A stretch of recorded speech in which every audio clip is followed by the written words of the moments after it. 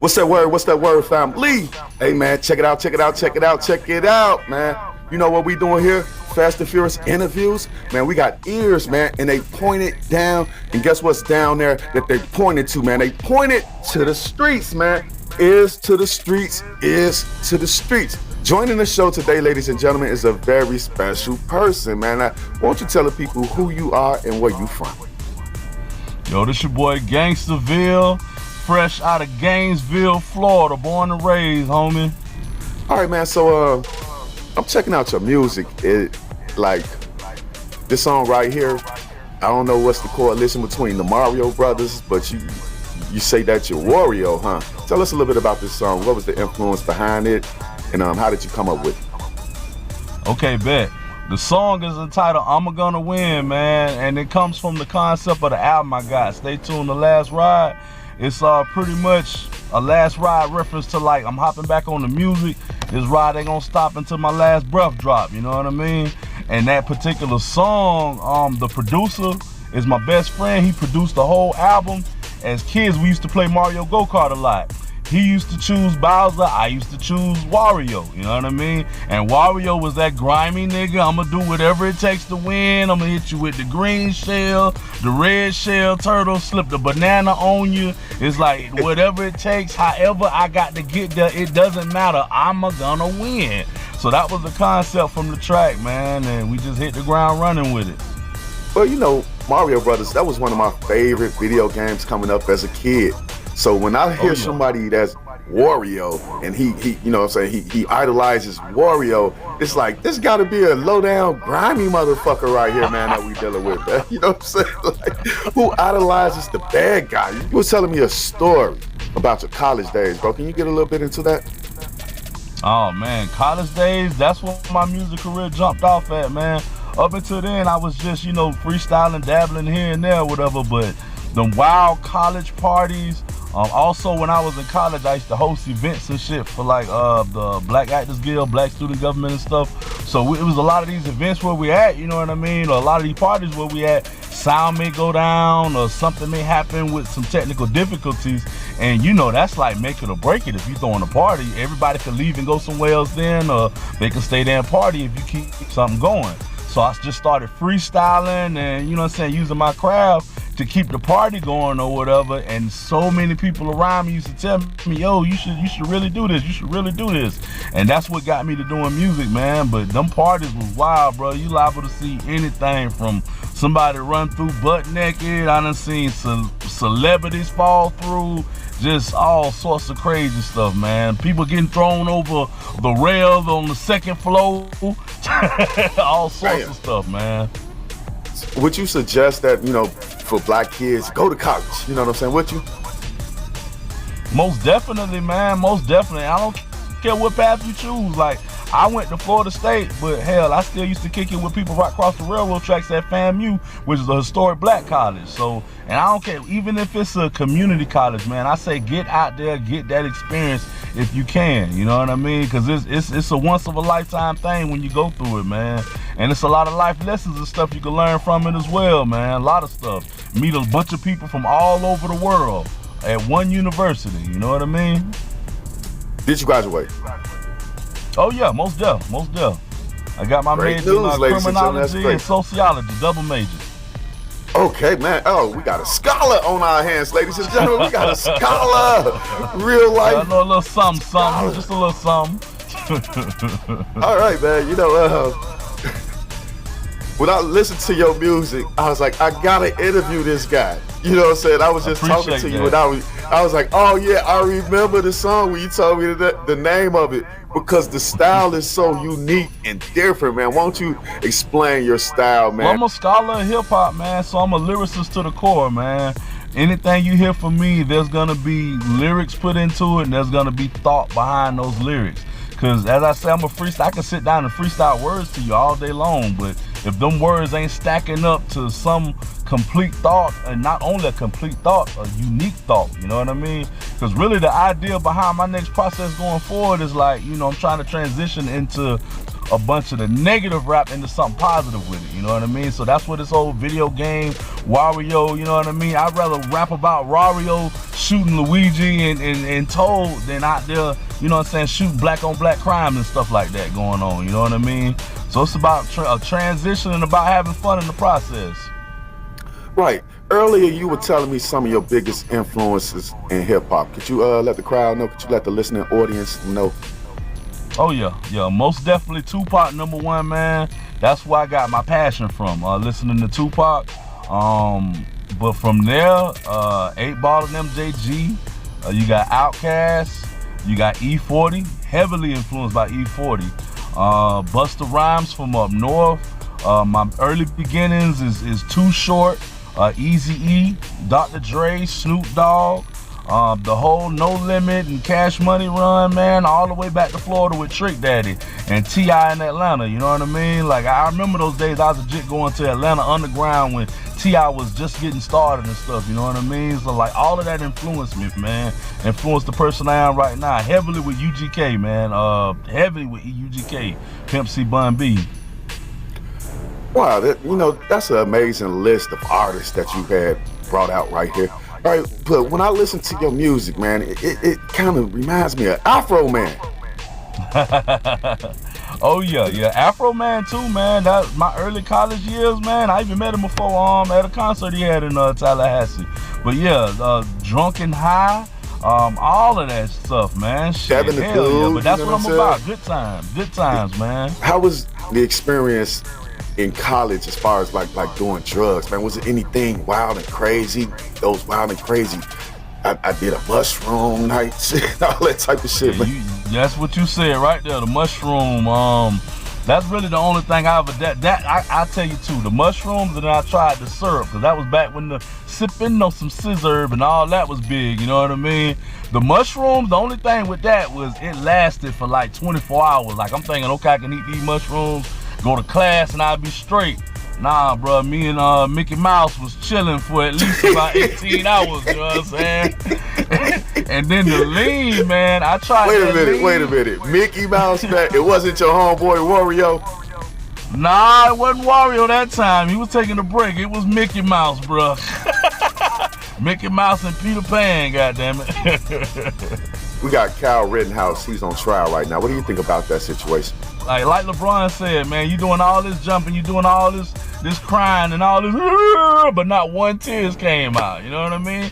How did you try to be defended when you took a gun illegally across state lines, and now you trying to play like, I was trying to defend myself? He was out of pocket anyway, man. I'm just sitting back to see what the system gonna do about it, you know what I mean? Because they'll talk all that talk like they're gonna do this and that. Judge already acting crazy, you know what I mean? Siding with, I can't let you use the iPad because the technology upgrades stuff. So it's interesting to see what this outcome gonna be, man. Real interesting, but them crocodile tears ain't fooling none of us, man. None of us. Do you think black folks are outraged with Kyle Rittenhouse? Of course, yeah, they're outraged at him, because I mean, look at the amount of rights that he's showing compared to what we have. We can't walk outside with being justified, yet he's already technically justified of illegally taking a gun across state lines to attack protesters. Not to defend nothing, and you're underage. Well, so whatever he gets, man. Are black folks valid in being upset with this person because he didn't kill nobody black? He didn't kill. So this was white on white crime at its finest. Right. But the thing is, you still got to see it's white on white, but the core of the event is who was killed. The black person that was killed, where all of the stuff started from. You see what I'm saying? So even though he may not have killed somebody black, what's his intentions to kill somebody black? You know what I mean? Because if we let him get away with this, then the next time it happens, it's gonna get swept under the rug. You feel me? Right. All right. So let's go to another court case that's actually taking America by storm right now, and that's, what is that? Aubrey. Oh, which one was that? The guy that was hunted down by the father and the son, man. Ahmaud Arbery. Something like that. You don't know about that? He was that's the one I gunned missed out down on. jogging through a community where a father and son approached him. They pulled up on him in a car and they shot him with a shotgun, something like that, man. Wow.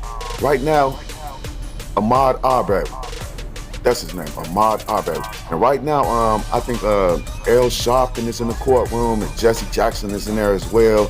And his lawyer actually got up there and said, we don't need no black reverends in this courtroom, you know, trying to intimidate the jury, an all-white jury. Wow. One black person.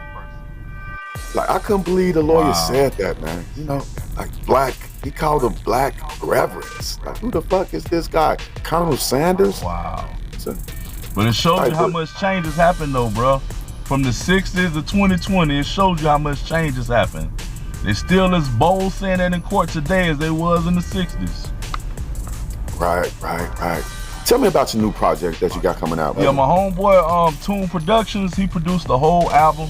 It's all video game related, man. If you grew up 80s baby in the 90s playing games like Punch Out, Castlevania, Mortal Kombat, Street Fighter, Sonic the Hedgehog, Mario Go-Kart, if any of that is ringing a bell, like, man, I done spent some time playing them games right there, then you're gonna love this project, man. This project is for the video gamers that enjoy hip-hop, man. I've but have let so many other people hear the project that don't even have nothing to do with hip-hop. Don't even like listen to rap music. I'm talking like gothic people, and they'll hear this and like, dude, this sounds awesome. I need a copy of this. This is banging. Just off of the closeness that you have with the era that I'm rapping about, man. Well, let me tell the listening audience this, man. Look, when I heard this guy's music, I said, what the hell is this? You know what I'm saying? Like, it's so unique, man. I can just picture you blowing up. I got one in particular called Slide that I got Slide. with a female. Oh yeah, Slide. It got that 90s SWV vibe to it, you know what I mean? That's probably gonna be one of the next singles that I drop. But I also got a Castlevania OG. I got a song called Power Up. That's gonna be a single that I drop. Reset Button is one of the tracks where I'm talking about some real stuff or whatever, you know, like we need a reset button. So it's like, it's you're gonna get a full album. It ain't all happy, you know what I'm saying, go lucky. You're gonna get the grimy tracks. You're gonna get the part Cooper's Condo is a dance track that I got or whatever, you know what I mean? About Cooper's Princess Condo. shaking ass in the club. So it's a full spectrum. Don't tell me the princess is in there. Don't tell me y'all got the princess on the pole in the video. Got the princess on a pole. Oh, man.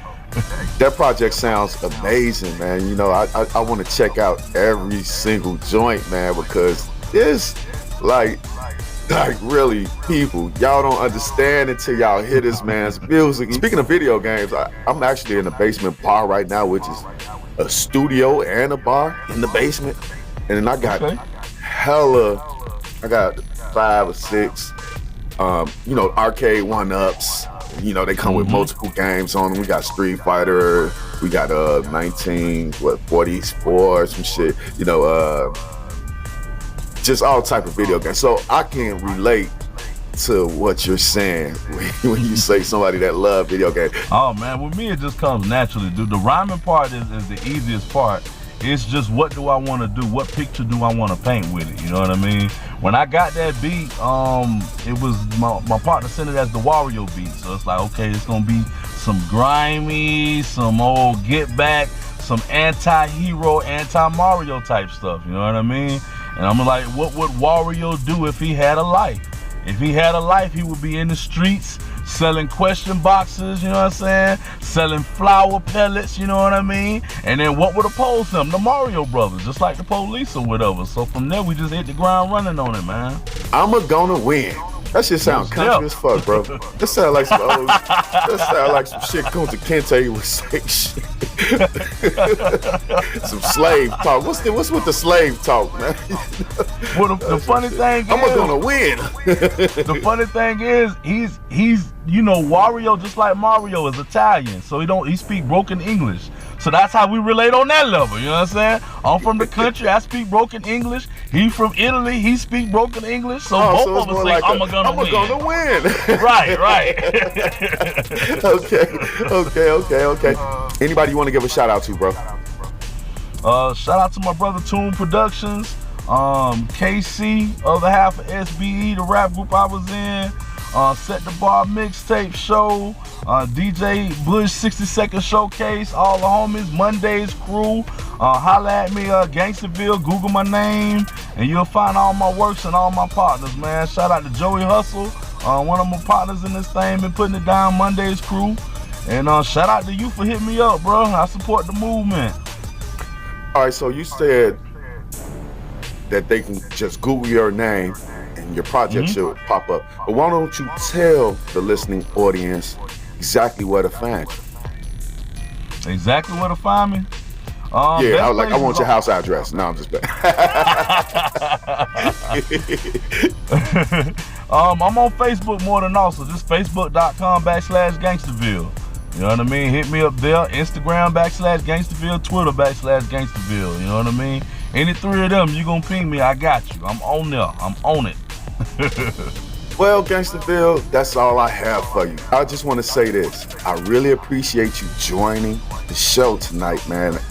Everybody, go check this guy out, man. You're going to be surprised by the music, man. I'm telling you, when I got ears to the streets, they to the goddamn streets. I just want to say thank you for joining us on Fast and Furious Interviews, my brother. Right on, my brother. Right on.